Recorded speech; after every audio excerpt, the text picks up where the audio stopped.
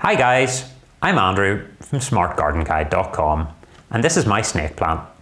Snake plants are a really popular choice of houseplant.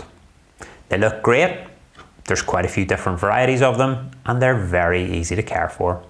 Most people buy one from the store, bring it home and they'll thrive for years to come. Having said that, there are a few problems that some people seem to be having with their snake plants.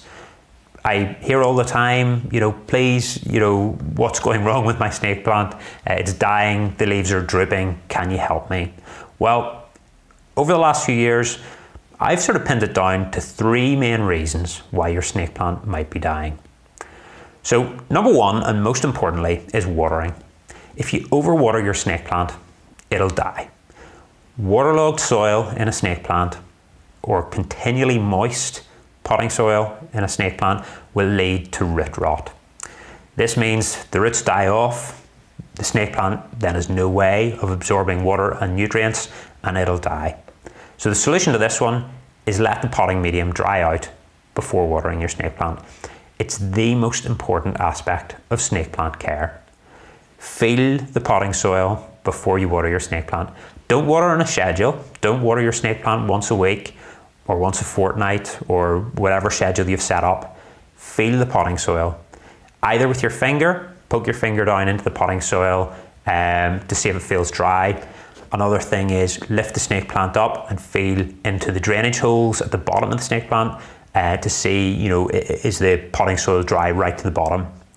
The other thing you can do is you can get a skewer, poke it down the side of the pot, leave it there for a few seconds, bring it out, and if the tip of the skewer is wet and there's soil sticking to it, you know that the potting soil at the base of the pot is still wet and you shouldn't water your snake plant. Err on the side of caution.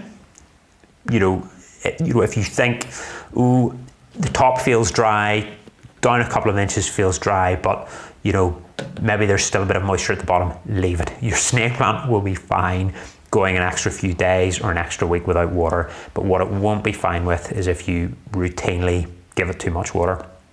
So do that and you'll be fine. Number two, temperature. Most people keep snake plants in their home, so you won't run into this problem, but some people like to leave their snake plants outside during the summer months, and this is where problems can arise.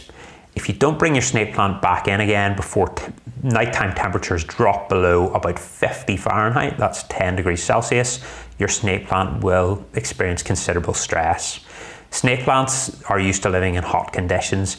They're not suitable for colder conditions. So keep your snake plant ideally above about 60 Fahrenheit, 60 to 85 Fahrenheit, and your snake plant will be absolutely fine.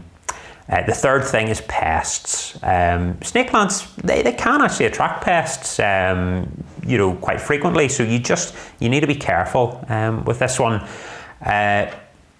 Scale, mealybugs, both can affect snake plants. Spider mites also are a common sight on snake plants.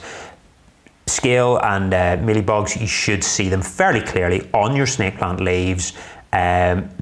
I would recommend, because the leaves of snake plant are quite big and broad, just manually removing them with a cloth, or you can use like some rubbing alcohol on a cloth to clean the leaves and remove any pests. That seems to work quite well for snake plants.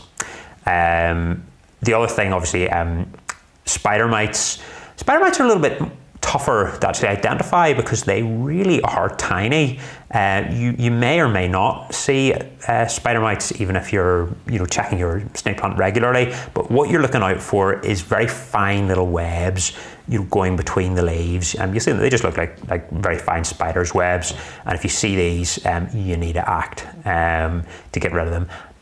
Not that your snake plant will die immediately once it gets a few spider mites, but over time it'll really start to suffer. So you're better just every time you water it, have a good look at the leaves of your snake plant, and if you do see any bugs, then you need to take action to get rid of them. I'll not go into all the ways that you can get rid of bugs in this video because that's a whole other topic. Funny, the other bug that I've seen on my snake plant is fungus gnats. And it's not actually one of the commoner bugs that you sometimes see on snake plants. They're more of an annoyance. They won't really harm the plant, to be honest with you. But yeah, I find them pretty annoying actually on this snake plant. I've had them for a while, and but I'm working to get rid of them, which is great. Okay, so that's basically it. That's the three main reasons why your snake plant is dying: overwatering, cold temperatures, bugs. You know, if you address these three issues, your snake plant will be fine, and it's a great plant to grow. I love them, and you know, I love all the different varieties of them.